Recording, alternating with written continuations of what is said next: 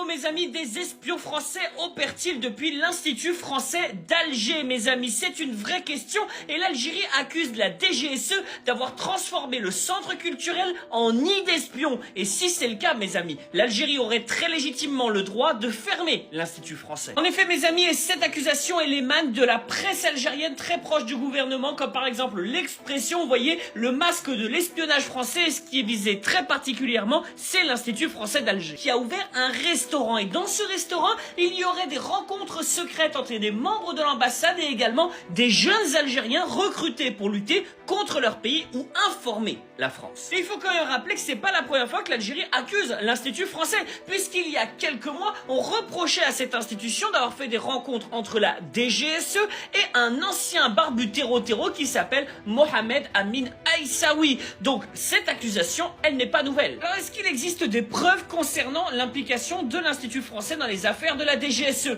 Eh bien, mis à part ces articles, on n'a pas de preuves, mais c'est possible parce que ça s'est déjà produit dans le passé. En effet, mes amis, puisqu'en 2007, ce qu'on appelle les British Council, l'équivalent donc des instituts français en Grande-Bretagne, avait été fermé en Russie parce qu'il servait de nid d'espions à la Grande-Bretagne. Donc, ça s'est déjà produit. Et si c'était avéré, eh bien l'Algérie aurait très légitimement le droit de fermer les instituts français, qu'ils soient à Tlemcen, à Constantine ou à Alger. Et mes amis, ça remettrait une pièce dans la machine de la haine entre les diplomaties françaises et algériennes. Tahia Al Jazair et vive la France libre et souveraine.